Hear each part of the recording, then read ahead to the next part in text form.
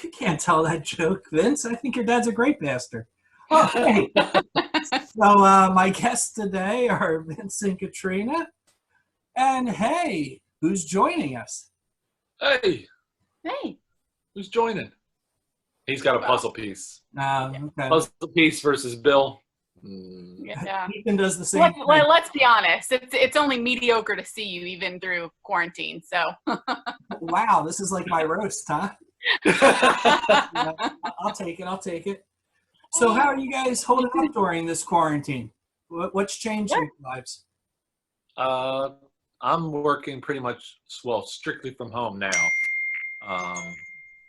But yeah, besides that, not a ton has changed. I can't see my mom or, the only real thing that's changed, like I'm very blessed with us is the fact that we can't see our parents really.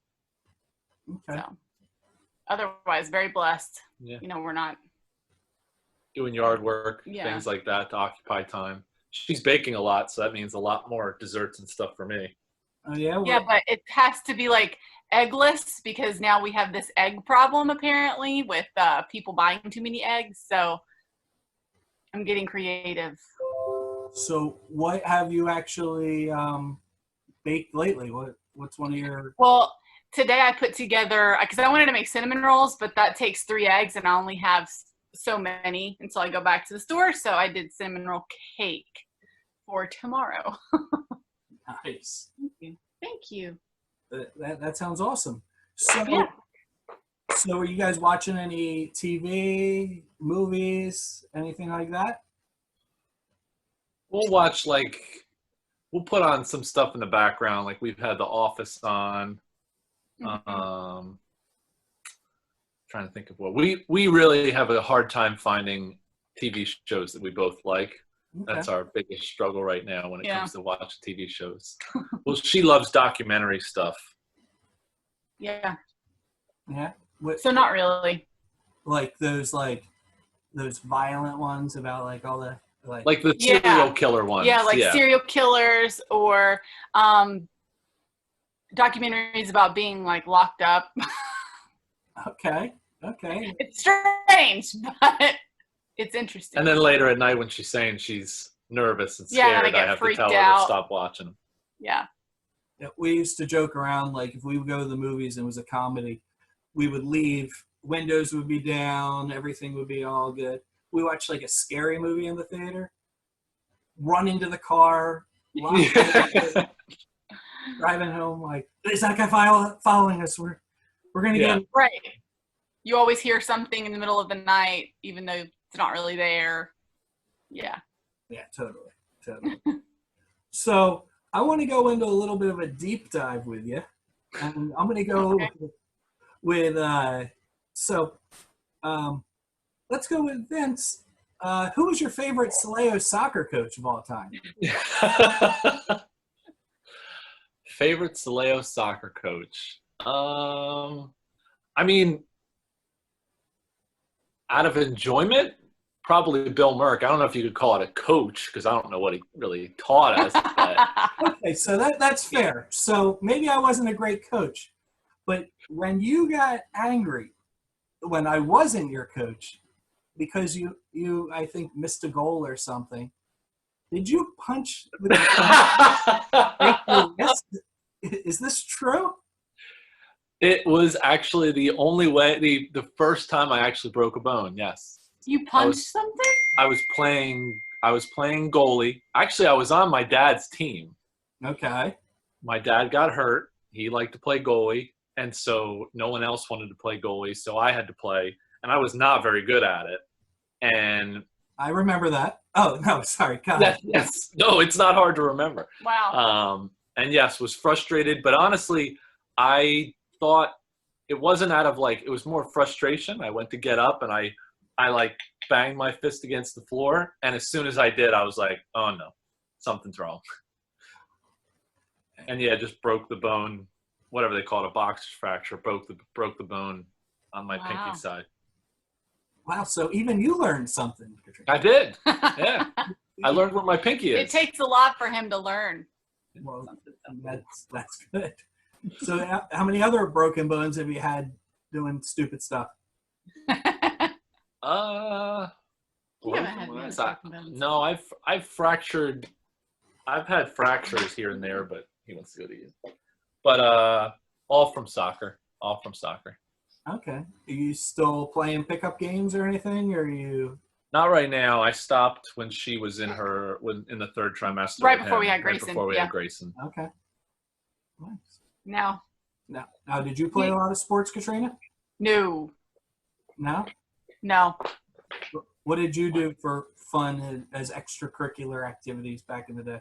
I participated in the mandatory requirements for things, but I never, like on my own, I never sought out that kind of thing. Thank you. Yeah, I just never really been into it. I like volleyball, but that's about it. But not even sports. So what else do you have? Any hobbies or? I mean, hobbies, Dating, I hear. yes. I mean, you know, everything changes once I had him. So before I had him, I definitely really enjoyed baking and traveling. I went to Spain a couple years ago with a good friend of mine. Her name is Katrina also. We spent 2 weeks there, so that was really awesome. And yeah, I liked to travel, even if it was just within the United States. You know, I have family in Tennessee, so I really enjoyed going there during the summer whenever I could to, you know, see them and go to the lake. We did a lot of laking when I was growing up because we lived like 5 minutes from a really big, nice man-made lake. And so we had boats and jet skis, and that was our hobby growing up. And that very drastically changed when we moved to Pennsylvania before I moved here when I married him. And yeah, it kind of shifted a little bit. And I tried snowboarding, and that was absolutely the worst experience of my life.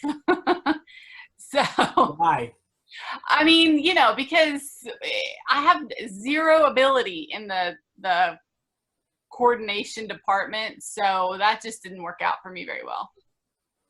I've tried snowboarding, I've tried skiing. I can't stand any of it.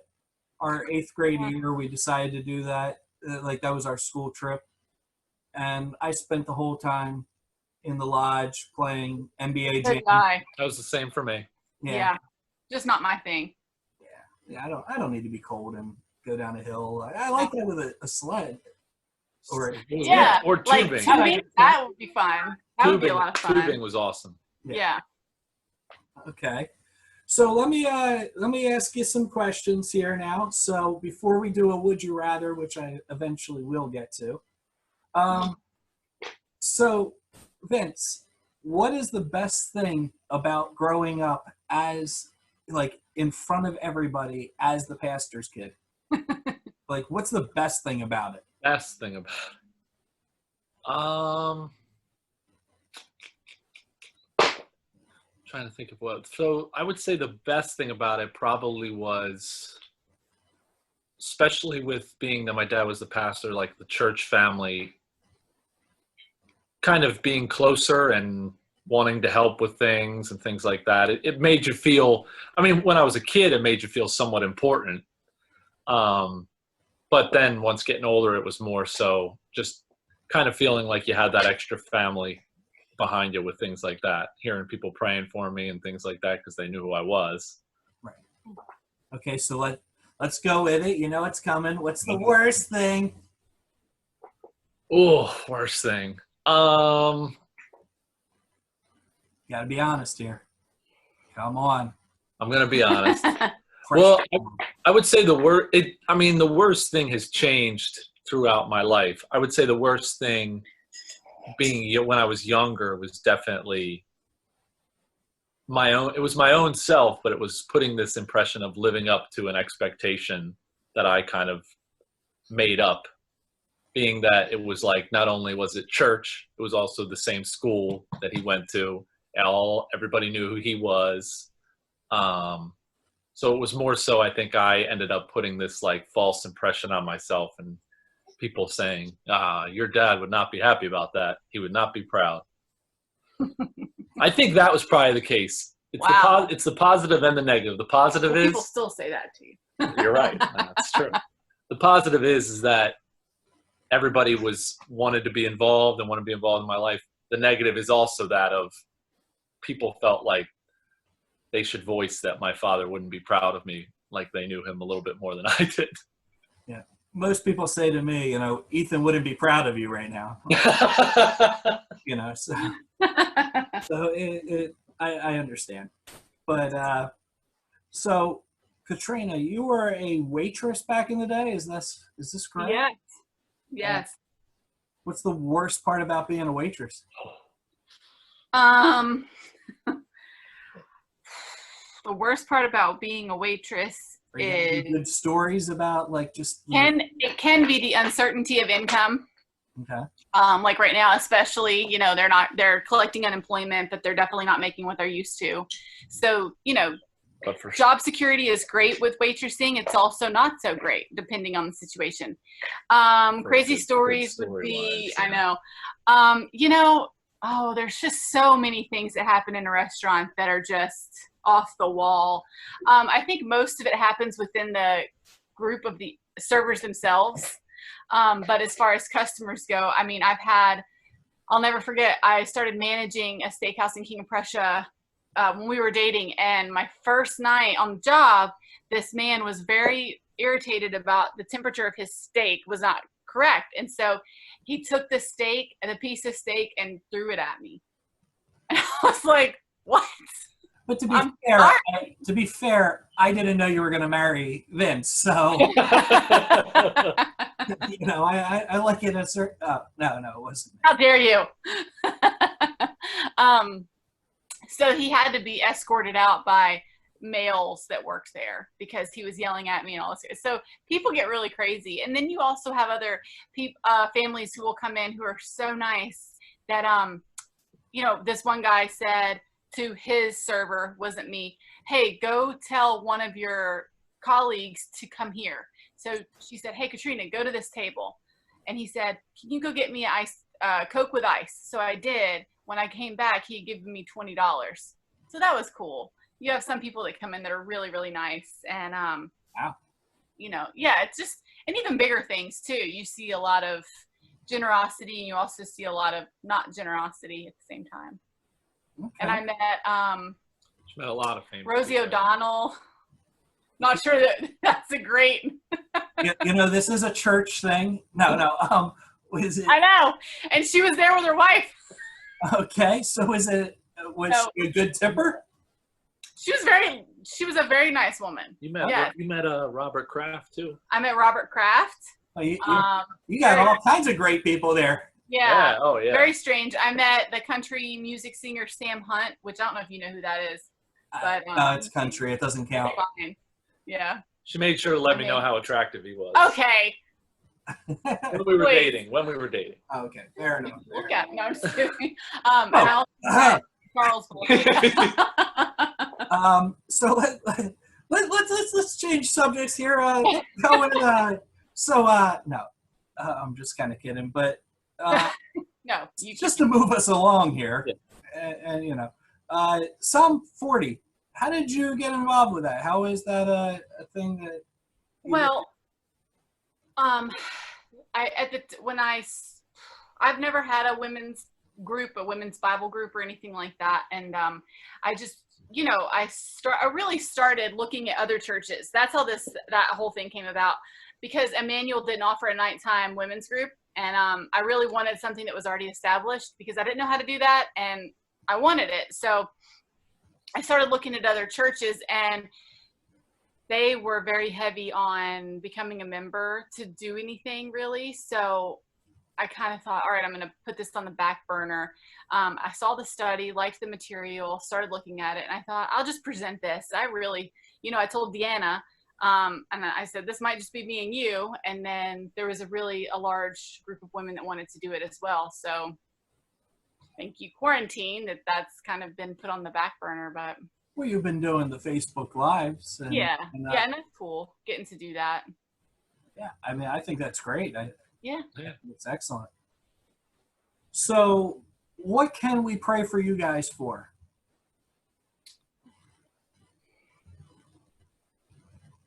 I would say, you know, strength, emotional strength, and emotional strength and just to be the joy for people, because we're in a very blessed situation that, his income hasn't changed and he gets to be home. So we're very fortunate. So just to allow us to continue to bring joy to other people that are not in this situation. Yeah. That are maybe really struggling to fight depression because of the lack of fellowship and things like that, because that's very real. So Yeah, absolutely. Yeah, I think that would be definitely something that we were kind of feeling the Lord lay on our hearts. Not that we're saying, oh, look at us, we're so impressive, but it's that idea of, I think especially once we had Grayson, once he was born and people were really enjoying him and saying how much joy he brought into their lives, we kind of, just with situations and Bible studies that we've done ourselves and devotions, we kind of felt like something that challenged us was to kind of be the encouraging factor rather than focusing on who was encouraging us, which we have a lot of people encouraging us, but it was that idea of it's easy to get focused on who's doing what for you rather than what you're doing for other people. Yeah. Well, I think you guys are doing a great job of it. I'll be honest. I mean, I'm not thanks, Bill. smoke. I'm just saying. So you can blow a little smoke. I mean. Okay, you guys are so great. Oh yeah. Oh, thank you. You shouldn't have. This is the greatest interview of my life. All right, well, let's get ridiculous. Yeah. I'm not. But I'll get ridiculous with my Eagles hat here because we're going to play Would You Rather. Oh, yeah. All right. So, and here are some questions. Don't know what's coming. Katrina, you're first. All right, let's do it. Oh. Okay. Would you rather sing a song in front of 100 people and no one claps? Or B, would you rather make a joke in front of 100 people and nobody laughs? Oh. Joke. Make a joke and no one laughs. Because Really? that's actually happened to me already, but with a very much smaller group of people. So. Yeah. Well, I tell jokes all the time at the church and nobody I'm sure no one laughs. I'm sure you know how it feels. I do. I feel it every time I get up in front of everybody. We're going to feel it when people watch this. Yeah. We're just going to know. We're going to have like 0 views for this one. Yeah. Did you see that thing Bill Murk did? Yeah, except for Vince Katrina, it was great. Anyway, go ahead.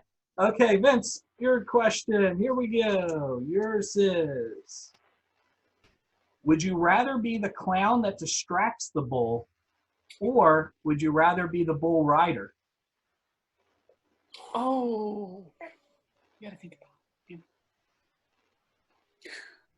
Oh, I would. Hey, Vince.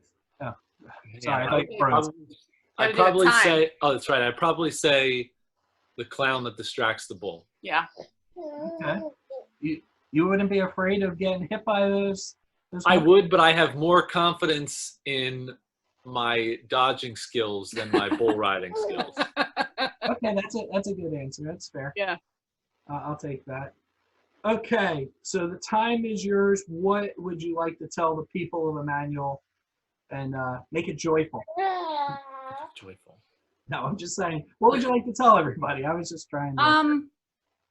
That we are very blessed to have the pastors that we have that are taking so much time to make sure that we're getting the ministry that we need, and that there's just been so many hands going into making sure that we can still watch sermons and be involved. And but look at the silver lining on, prayer nights. On Wednesday night prayer night, the Facebook Live gets 3 times the amount of views that it does when it's held at church. So just to pray for positivity and try to find the silver lining, even though we're separated.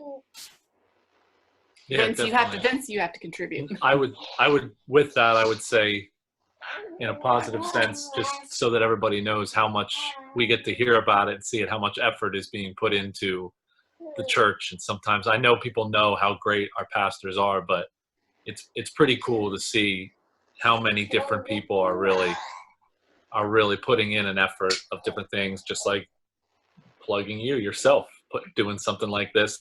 This was a great idea. And then you have, I mean, even just example, I know just for a fact of calling my dad today that Nate Cranefeld and Mac Welly were already starting doing stuff for the sermon today because they want to make sure it is pristine. So it's a lot of people really putting in a lot of effort, and it's pretty awesome to see God work. Mm-hmm. So now we have. Would you like to add anything, Grayson?